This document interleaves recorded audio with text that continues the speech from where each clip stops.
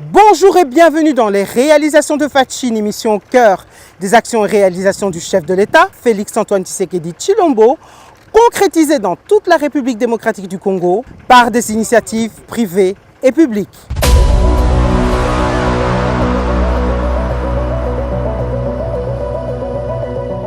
Pour ce nouveau numéro, nous ouvrons une page spéciale sur le développement du Congo profond en nous arrêtant à Kanyama-Kasese, un des sites emblématiques qui matérialise la vision du chef de l'État. Il est important de rappeler que le service national créé à la fin des années 90 a longtemps cherché son second souffle. Il a fallu la volonté politique du garant de la nation pour redynamiser cette institution et en faire, en quelques années seulement, un véritable fleuron de production et de formation. Pour nous éclairer sur l'évolution de ce vaste chantier, rencontre et visite guidée avec le lieutenant général Jean-Pierre Kasongo Kabwik, commandant du service national qui en assure la haute direction opérationnelle sur le terrain.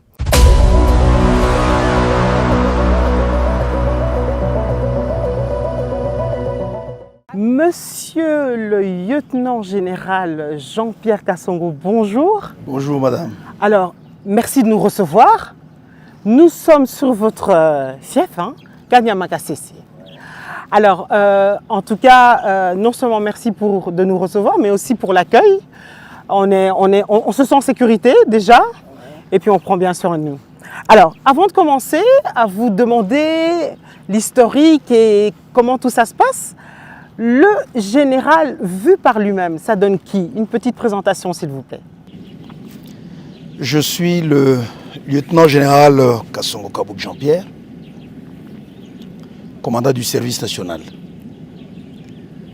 Ça fait plus ou moins 30 ans que je suis dans les forces armées. J'ai gravi tous les échelons. J'ai commencé par le plus bas, l'échelon, sous-lieutenant. Je suis passé lieutenant, capitaine, major, lieutenant-colonel, colonel full, gérant de brigade, gérant-major, jusqu'à atteindre le grade de lieutenant général. Je suis passé par plusieurs services. J'ai eu à travailler à la garde républicaine, à l'époque la garde présidentielle. J'ai travaillé au bureau du président de la République, à la maison militaire. J'ai eu à travailler au ministère de la Défense. J'ai eu à travailler à la force terrestre. J'ai eu à travailler même au ministère de l'Intérieur comme un détaché du ministère de la Défense dans une commission qui était chapeautée par le ministère de l'Intérieur. Et pour atterrir aujourd'hui au service national, où je suis depuis juillet 2018. À ce jour, je suis commandant du service. C'est cela de manière brève pour ce qui concerne ma carrière militaire. C'est pas voilà mal, la présentation. C'est un bon CV. Alors, vous me disiez hier, je suis le second commandant du service national. En fait, comme les forces armées, le service national étant une structure paramilitaire, une hiérarchisation qui commence par le commandant suprême du service national, qui est le président de la République, chef de l'État.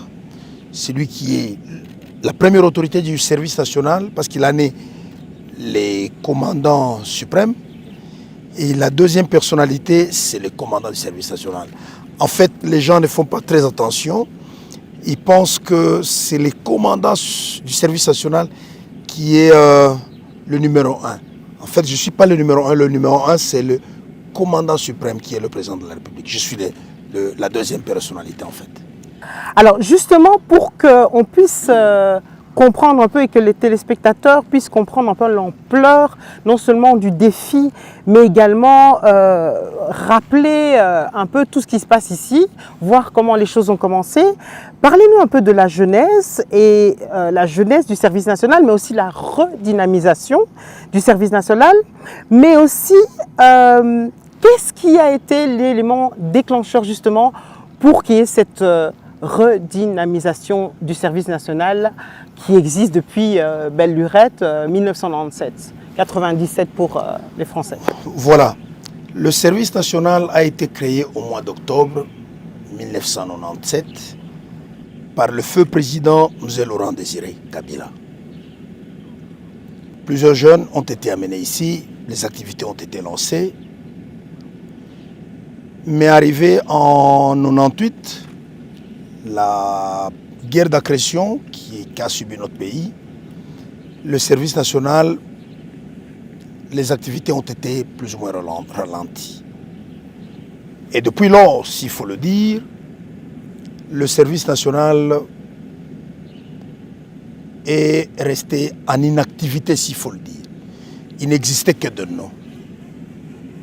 Jusqu'en plusieurs commandants qui ont été nommés, qui sont passés par le service national, jusque, je dirais, en 2021.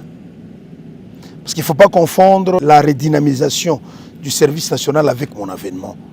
J'étais là en 2018, mais il battait toujours de l'aile, le service national.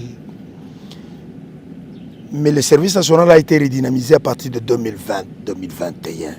Qu'est-ce qui a été l'élément déclencheur? C'est ma rencontre avec le commandant suprême. Lorsque je le rencontre pour la première fois, je lui parle du service national. Il avait déjà l'écho du service national, il s'y intéressait déjà. Mais lorsque je lui parle des atouts que représente le service national pour la reconstruction et le développement de la nation, il va décider vraiment de désormais accorder une attention particulière à ce service qui relève de lui-même. C'est l'élément déclencheur et tout de suite après, le moyen ont commencé à être successivement ou de manière progressive à être mis à la disposition du service national. Les équipements et plusieurs autres projets qui sont lancés et financés. Je voudrais préciser par là que si je vous dis que le projet ont commencé à être financé, là c'est par le commandant suprême lui-même en personne qui finance les différents projets pour la relance du service national. Et ainsi de suite. En termes, donc, l'appui est venu en termes financiers, en termes de, je dirais, la prise en charge du personnel, la rémunération qui était très modique,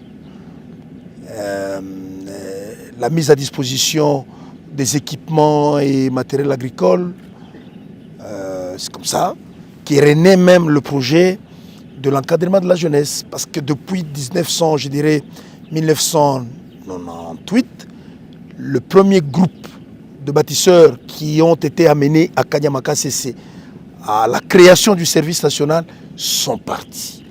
Une grande partie a intégré les forces armées, ils ont rejoint encore la vie civile, mais depuis lors, il n'y avait plus d'encadrement de la jeunesse. Donc on a repris avec l'encadrement de la jeunesse à l'événement du président de la République en 2020 avec les premières ou les 5 premières vagues des jeunes communément appelés Kuluna qu'on a amenés ici pour leur réinsertion. On va y revenir. Alors, il y a plusieurs personnes qui nous ont posé la question, oui mais c'est quoi le service national ? C'est quoi le service national et quels sont les domaines d'intervention? Parce qu'en venant ici, on constate que ce n'est absolument pas seulement l'agriculture, ce n'est absolument pas seulement l'intégration justement, la formation des Kuluna. À la personne qui aimerait savoir concrètement c'est quoi? Comment on peut résumer le service national? Le service national, qui fait beaucoup de choses, qui fait énormément de choses. C'est un organisme public de l'État qui a comme mission principale d'encadrer la jeunesse congolaise pour la préparer à contribuer à la reconstruction et au développement du pays. Et lorsque vous demandez c'est dans quel domaine où les services doivent intervenir, c'est dans tout le domaine qui concerne la reconstruction et le développement. Donc nous sommes en fait les touche-à-tout. L'agriculture, l'élevage, la pisciculture, La construction de routes. La construction. La construction Les de routes. infrastructures. Les écoles, on peut construire. Les hôpitaux, on peut construire. Les édifices publics, on peut construire. Les barrages, les électriques. Donc, tout ce que les jeunes peuvent faire pour que cela contribue à la reconstruction de ce pays. Ce pays qui a beaucoup de problèmes. Donc, les fondateurs du service national avaient pensé que, comme le pays a pas mal de problèmes, il fallait mobiliser toute cette jeunesse afin qu'elle contribue dans les domaines les plus variés à la reconstruction et au développement de ce pays. Je voudrais aussi, par ici, vous dire que le service national n'est pas une création propre à la République démocratique du Congo. Il existe sous d'autres cieux. Il existe dans plusieurs pays. Est-ce qu'on peut le comparer au service militaire? Pourquoi je vous dis c'est un service paramilitaire, c'est-à-dire qui est à cheval entre un service militaire et un service civil. En son sein, nous avons des militaires, nous avons des civils. Nous avons des pratiques civiles et nous avons des pratiques militaires. Okay. Voilà. Alors, on a parlé des ex-Kuluna, parce que ici, ce sont des bâtisseurs que vous êtes en train de former de manière exceptionnelle. On les a vus, on a parlé avec eux, on a entendu leurs témoignages. Comment est-ce qu'on fait pour faire de personnes qui ont une vie des plus basses, des conditions les plus basses, un passé mais qui n'est absolument pas glorieux, et en faire une femme, un homme digne de ce nom, qui devient un jour quelqu'un et qui retrouve même le sourire. Hein, je vous disais hier, j'étais très émue de voir ces hommes et ces femmes, ces jeunes gens, réapprendre à avoir la joie et le sourire. Comment on fait ça? C'est quoi les étapes? Il y a le serment, il y a la formation de 15 mois. Parlez-moi un peu de ce process et de ces étapes, s'il vous plaît. Vous savez, il y a un philosophe, Jean-Jacques Rousseau, pour ne pas le citer, qui avait dit que l'homme est né bon, mais c'est la société qui le rend mauvais. Les Kuluna, si vous observez, ce sont des jeunes gens qui sont nés comme toi et moi, mais pour plusieurs raisons, ils ont été en rupture familiale. Les raisons sont multiples. Mais au départ, ce sont des humains comme toi et moi. Et lorsque nous les amenons ici, nous n'amenons pas des animaux, nous amenons les humains comme nous. Pour réussir cette formation-là, il faudra d'abord, le premier élément, leur manifester l'amour. Considérer que ce sont des compatriotes qui, à un moment donné de la vie, ont été en marge de la société. Pour plusieurs raisons.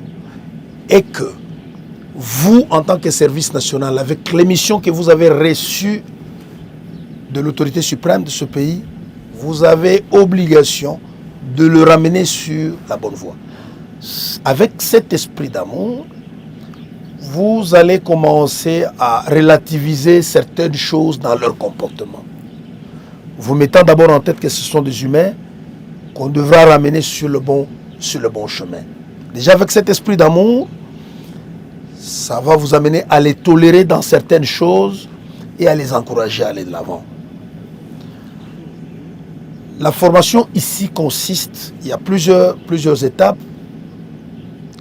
Je ne parlerai pas d'un lavage du cerveau, mais je parlerai d'un encadrement civique et patriotique. Parce que la plupart de tous ces jeunes ont été les hors-la-loi, qui ne respectaient aucune loi dans la société. Vous leur apprenez que ce sont des citoyens qui ont des devoirs, mais qui ont aussi des obligations vis-à-vis de la société. On fait l'encadrement civique et patriotique, on leur apprend l'histoire de ce pays, depuis l'indépendance ou même avant l'indépendance. Comme ça, ils vont comprendre plusieurs erreurs qui sont arrivées à ce pays du fait de nous-mêmes, les enfants de ce pays, comme eux aussi. Que leur comportement peut amener le pays à des situations plus catastrophiques et qui n'ont pas intérêt à le faire. Ça vous leur montrer d'une part. Et d'autre part, vont leur montrer le potentiel qu'ils ont, qui peuvent aider ce pays à être reconstruit et à se développer. Vous faites ça, vous allez dans une autre étape où vous leur inculquez maintenant les valeurs de discipline. La mère de l'armée. Oui, on dit toujours la discipline, c'est la mère des armées. La discipline. Pour leur dire, sans discipline, même dans votre propre vie, sans discipline, vous ne saurez rien faire. Sans courage, vous ne saurez rien faire. Mais pour leur cas, nous avons besoin aussi d'un esprit d'abnégation. C'est-à-dire, nous avons besoin des jeunes parce qu'ils sont au service national, ils sont au service de la nation, au service de la patrie, au service du pays, au service du peuple. Ils doivent le faire avec un esprit d'abnégation, un esprit de sacrifice, parce qu'ils sont au service de la nation, donc au service des autres. C'est ça, être au service de la nation. Vous inculquez ça, lorsqu'ils auront maîtrisé ça, vous leur amenez maintenant à une professionnalisation. Parce qu'ils ont changé, ils ont compris les erreurs de leur vie, ils ont inculqué les bonnes valeurs de discipline, de courage, d'abnégation. Maintenant, vous leur amenez à une professionnalisation. Ils vont apprendre un métier pour qu'effectivement ils soient utiles à la société. C'est là que vous allez maintenant voir le résultat de tout ce qu'on a fait comme formation. Ils vont construire des bâtiments comme là où nous sommes. Ils vont faire le champ que vous voyez devant nous et derrière nous. Ils vont construire les écoles, ils vont fabriquer des bons. Conduire les trains. Ils vont conduire les trains. Et tout ça avec un esprit patriotique. Parce qu'ils les font au profit de leur nation, au profit de leur patrie.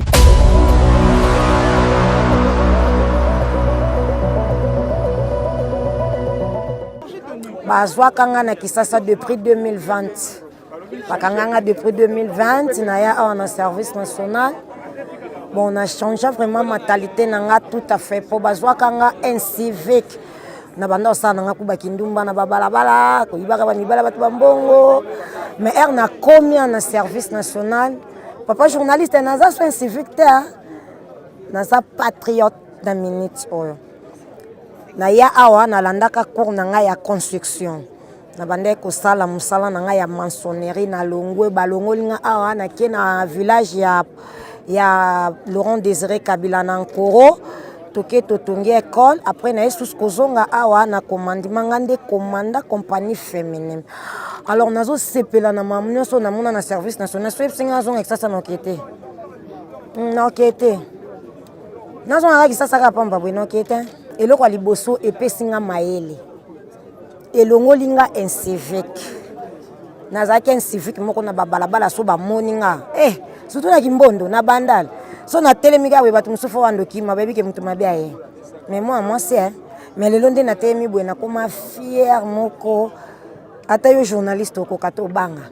Oui, lelo na koma na bolingo ya mboka na nga makasi. J'espère que Hollandi 10 articles à serment des bâtisseurs awa, hein?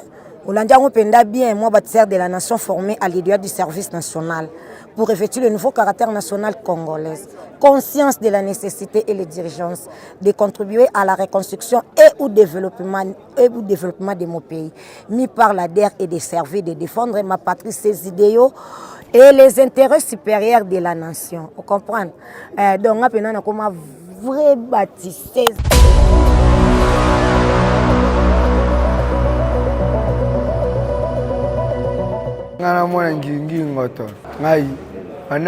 Ça déjà 2 ans déjà.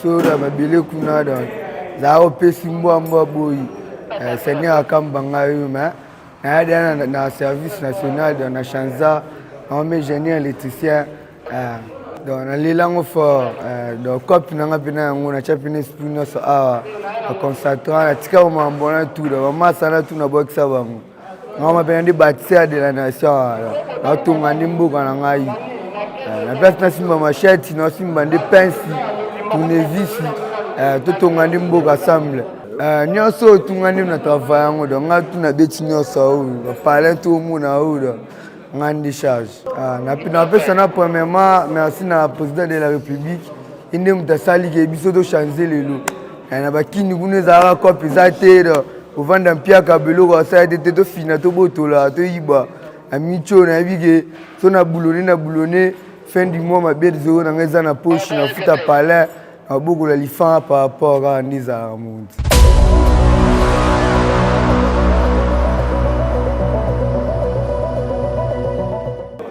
Bon, on m'a arrêté à Colosie parce que je faisais de mauvaises vies, des histoires qui ne plairaient pas au l'État, mais le service national m'a recueilli ici pour changer ma personnalité et devenir une grande personne dans le futur. Ça fait déjà 11 mois que je suis ici et on m'a appris le métier.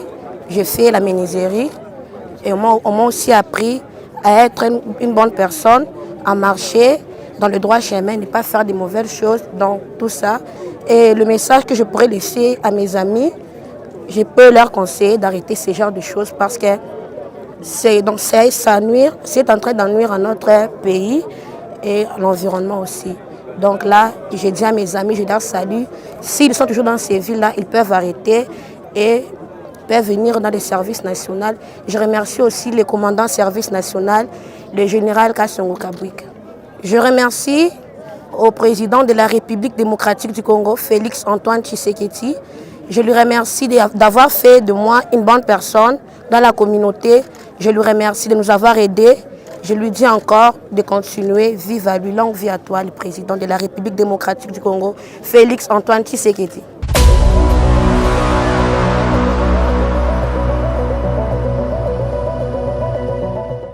Qu'est-ce qui se passe quand ils partent? Parce qu'ici, ils sont encadrés, ils sont quand même choyés, même si c'est l'armée, ils sont chouchoutés, encadrés. Maintenant, il faut sortir. Alors, comment faire pour qu'ils ne retournent pas dans leurs anciennes vies? Et deux, comment vous expliquez ceux qui reviennent? Je vous ai dit tantôt que nous sommes un service paramilitaire. Nous sommes organisés en structure comme l'armée. En bataillon, en compagnie, ainsi de suite. Ici au centre, mais aussi en dehors du centre.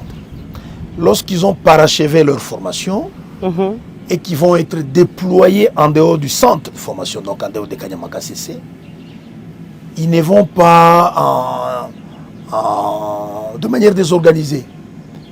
Ils sont, je vous donne l'exemple, lorsqu'ils vont à Lubumbashi ou à Kinshasa, ils sont constitués en unité comme un bataillon, avec leur commandant, avec la structure. Le service national continue à les encadrer.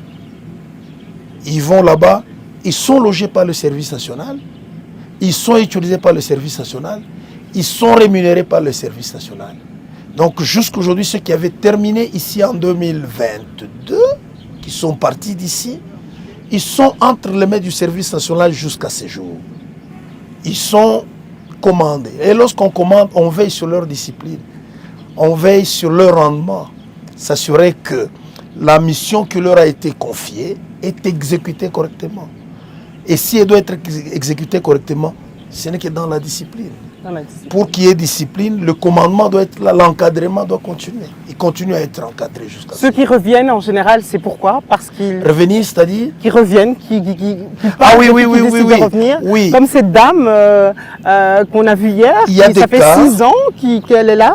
Il y a des cas, un bâtisseur qui a été déployé, c'est-à-dire affecté dans une contrée autre que Kanyamaka CC, qui va maintenant pour exercer, il peut faire une demande qui est vraiment, moi je sollicite de rentrer encore au centre pour aller travailler là-bas. On en a vu plusieurs, hein, qui étaient à Kinshasa, qui étaient à Mbushima, à Kananga, Lubumbashi, Ankoro. Ils travaillent, pourtant, on pensait que quand ils vont en ville, ils seront beaucoup plus tentés d'y demeurer, d'y rester le plus longtemps possible. Mais il y a des cas, ils vous disent non, je compte rentrer à Kanyamaka CC, aller travailler. Il y en a qui vont rentrer au sein du groupement de production, et à l'élevage, mais il y en a d'autres qui préfèrent rentrer au centre, le centre qui les a vus formés. Ils rentrent pour devenir des encadreurs. Il y en a d'autres qui rentrent pour devenir des instructeurs, parce que nous les prenons, nous les appelons, ce sont les aspirants instructeurs. Avec leur expérience, ils sont passés par là, ils commencent à encadrer leurs jeunes qui arrivent. Mais il y en a d'autres qui arrivent, qui prennent carrément le commandement, qui deviennent des commandants compagnie et qui dirigent bien. Parce que vous comprenez, hein, ils sont venus de milieux difficiles, lui-même ancien Koulouna, s'il y a de nouveaux qui viennent, il sait bien le maîtriser. Et donc nous avons de plus en plus de cas. Nous avons des jeunes, par exemple, qui faisaient la maçonnerie à Kanangaya Mouchima, qui ont demandé de revenir ici. C'est avec eux que nous sommes en train de construire cette cité et beaucoup d'autres infrastructures. C'est pour vous dire, pour démentir, ce que les gens ont toujours dit ou ont toujours pensé, que Kanyamakase ce serait un mouroir, Kanyamakase ce serait une prison. Si tel était le cas, les bâtisseurs ne demanderaient pas de revenir dans leur propre prison après avoir été libérés. C'est pour vous dire que Kanyamakase, c'est un centre de formation et d'encadrement. Nous l'avions toujours dit. Mais en dépit de cela, il y a des mauvaises langues, les gens qui sont généralement politiquement motivés, qui continuent à parler de la souffrance que les jeunes sont en train d'encourir ici. Ce qui n'est pas vrai. Nous ne sommes qu'un centre d'encadrement et d'instruction, de formation des jeunes. On les invite à venir sur le terrain pour voir. S'ils peuvent.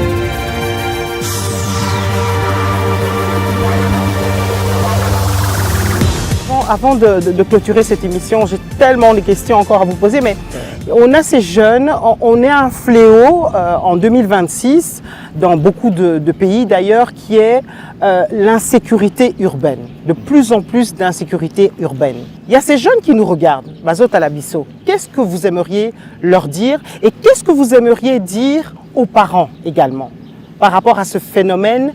Qu'est-ce qu'on pourrait faire pour éradiquer tout ça? Avant de répondre à cette question comme vous l'avez posée, je voudrais d'abord dire ici que le problème d'insécurité, c'est un problème qui affecte tout le monde, si je peux dire ainsi. Et que le service national, lui, il agit non pas en amont, mais en aval. La sécurité des personnes et de leurs biens, c'est une affaire de nous tous. Dans les centres urbains, il y a des structures comme la police, comme les différents services de l'État, qui devraient fournir cet effort pour éradiquer ces phénomènes à partir des grands centres. Certes, parce qu'il arrive, plusieurs fois les gens pensent qu'éradiquer le phénomène Kuluna, c'est la mission du service national. Non. Le service national a comme mission d'encadrer les jeunes. Pas que les jeunes Kuluna,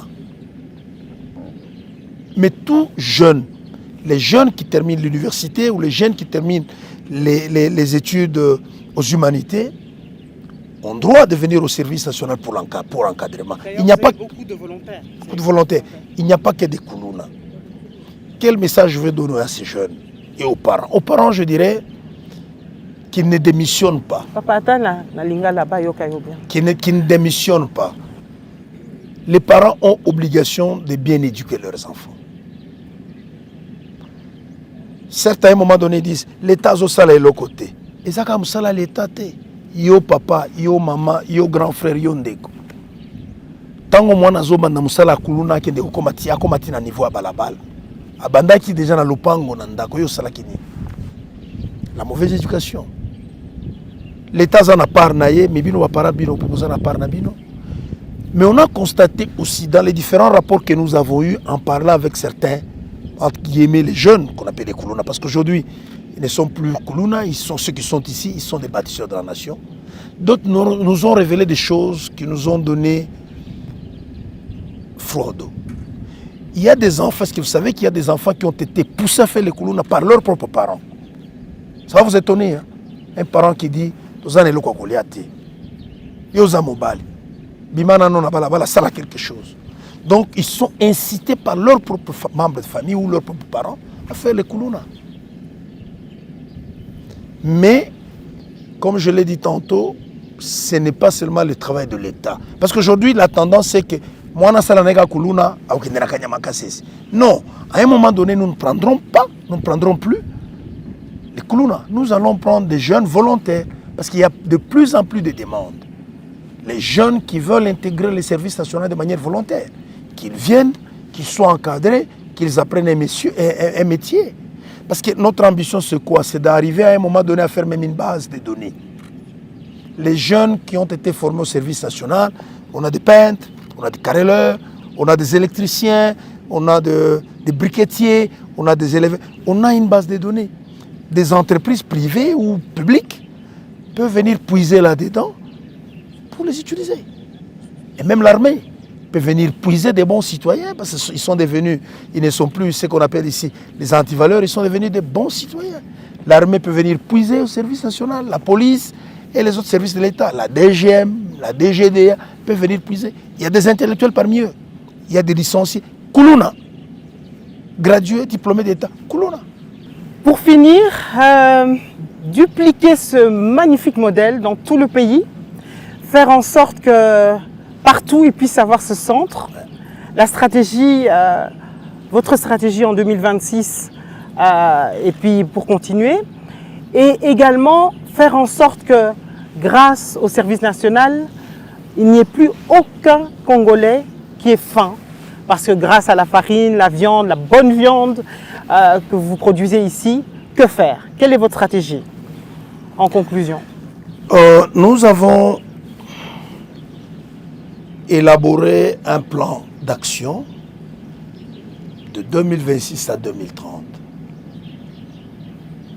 conformément aux instructions que nous avons reçues de son Excellence Monsieur le Président de la République, chef de l'État et commandant suprême, qui veut que dans cette tranche de temps entre 2026 et 2030, 5 ans, c'est un plan quinquennal, que les services nationaux soient déployés, si pas dans toutes les provinces, mais au moins dans 70% de provinces.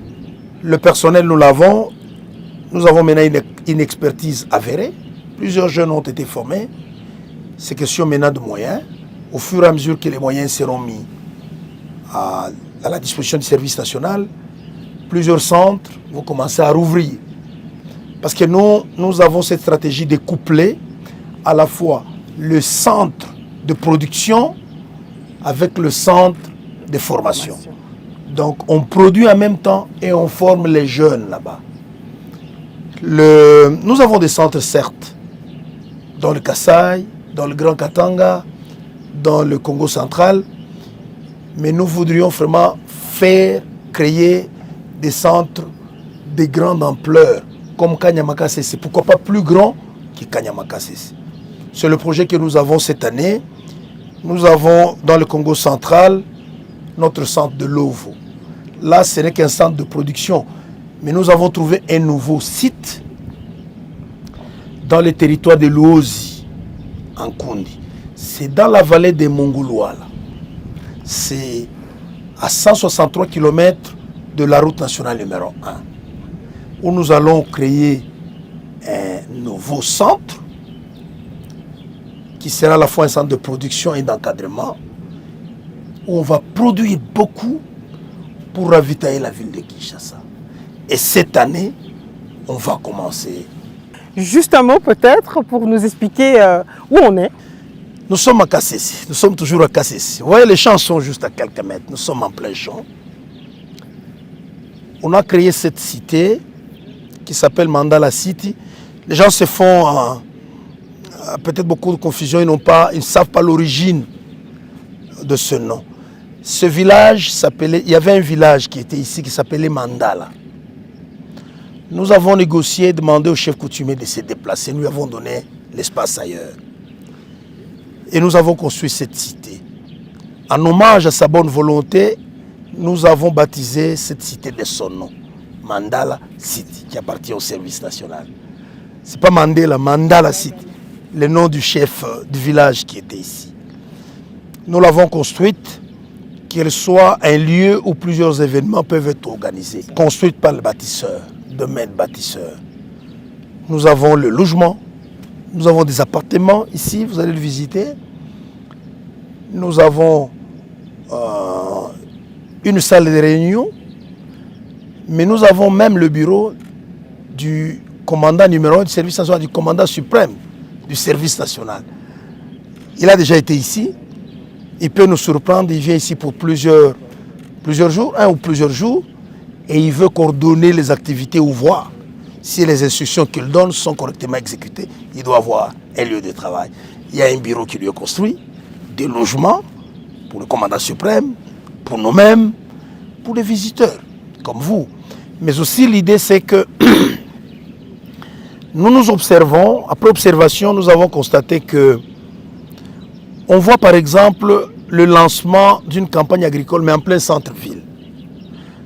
Nous estimons que ce n'est pas très approprié. Et nous disons, le jour où on vient lancer la campagne agricole ici, plusieurs autorités peuvent venir. Mais des discussions aussi à faire, des discussions techniques. Plusieurs colloques. Moi-même, j'ai déjà été convié à plusieurs réunions, plusieurs colloques sur l'agriculture, sur l'élevage, soit à Kinshasa, soit à Lubumbashi. Est-ce que vous pensez que c'est les lieux indiqués pour discuter? Je pense que si nous avons un cadre ici, nous avons le logement, nous avons une salle de réunion, on peut discuter et on continue la discussion sur le terrain. Parce que nous avons des tracteurs, on peut discuter pourquoi nous sommes en train de faire le labour à telle profondeur. Pas en théorie, mais en pratique. Allons essayer. Bon, le maïs, il peut produire autant de tonnes à l'hectare. Pas à lire dans un livre, mais à venir regarder sur le terrain ce qui est en train d'être fait. Les grands agriculteurs en Afrique du Sud, parce qu'en Afrique du Sud, nous avons de très bons agriculteurs, ils disent, il y a un adage qui dit, le premier engrais ou le meilleur engrais, c'est lui qui booste les résultats dans une ferme, dans le champ, c'est d'abord la présence du fermier dans la ferme. Vous pouvez amener des tonnes d'engrais, vous pouvez amener la meilleure semence, vous avez les meilleures machines, mais si vous n'êtes pas présent, cette activité, l'agriculture, est vouée à l'échec. C'est comme ça que vous voyez dans plusieurs pays, on ne peut pas être fermier et rester vivre en ville. Ce n'est pas compatible. Et on va continuer à vous suivre sur le terrain. Ce n'est pas fini. Merci. On se retrouve très bientôt. Merci beaucoup. Alors, puis-je faire le salut? J'ai appris à faire le salut. Je vous en prie. Vous permettez? Mes respects. Merci, bâtisseuse de la nation. Merci. Elle est devenue bâtisseuse de la nation. Hein? Merci beaucoup et très bonne continuation. Merci, c'est moi qui vous remercie. À très bientôt. Merci.